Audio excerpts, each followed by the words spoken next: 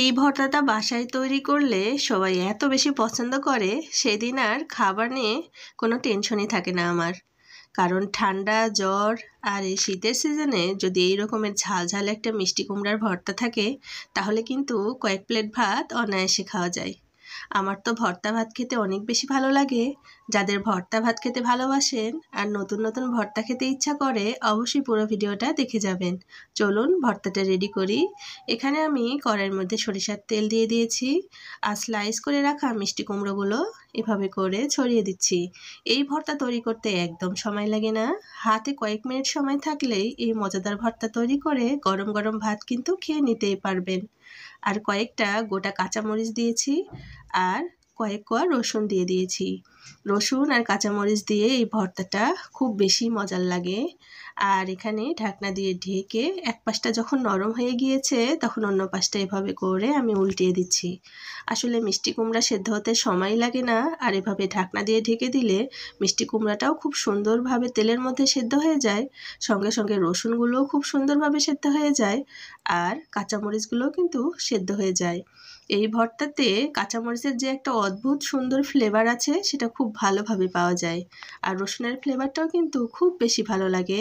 তো এই রকমের ভাগ করে ভেজে নিয়েছি আমি, দেখতেই পাচ্ছেন একদম সব নরম হয়ে গিয়েছে আর রসুনগুলো একদম তুলতুলো হয়ে গিয়েছে। এ পর্যায়ে চুলাটা এখন আমি বন্ধ করে দেব আর এই সব কিছু উঠিয়ে ঠান্ডা করতে রেখে দেব। তো ঠান্ডা হয়ে যাওয়ার পরে কাঁচামরিচগুলো আমি এভাবে করে বেছে নিয়েছি আগেই। আর তারপরে এখন কিছুটা লবণ দিয়ে দিচ্ছি এর ওপরে, আর এখন দিয়ে দিচ্ছি সেই রসুনের কোয়া। দেখছেন কত সুন্দর নরম, একদম রসগোল্লার মতো হয়ে গিয়েছে। আর এটা দেওয়ার পরে এখন দিয়ে দিচ্ছি কিছুটা কাঁচা পেঁয়াজ আর দিয়ে দেব কিছুটা পরিমাণের ধনিয়া পাতা কুচি।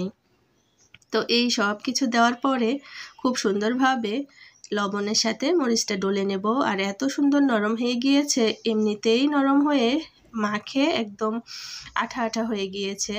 রসুন আর কাঁচামরিচ আর সব কিছু আমি একসঙ্গে মাখিয়ে নিয়েছি আর দিয়ে দিচ্ছি মিষ্টি কুমড়া। আর এখন এই পর্যায়ে কিন্তু আমি একটুও অন্য কোনো সরিষার তেল বা কাঁচা তেল এই পর্যায়ে দেব না, কারণ আমি পুরোটাই সরিষার তেলের মধ্যেই ভেজে নিয়েছি। এই জন্য আমার কাছে মনে হয়েছে আর একটুও তেল দেওয়ার প্রয়োজন নেই।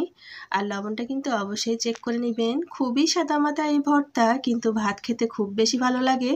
যারা কিনা আমার মতো ভর্তা খেতে পছন্দ করেন, তাদের কাছে আজকের রেসিপিটা অনেক বেশি ভালো লাগবে। আর যদি ভালো লেগে থাকে তাহলে আমার চ্যানেলটা সাবস্ক্রাইব করে দেবেন, আর ফেসবুক পেজ থেকে দেখলে ফলো করবেন। ভালো থাকবেন আপুরা। আল্লাহ হাফিজ।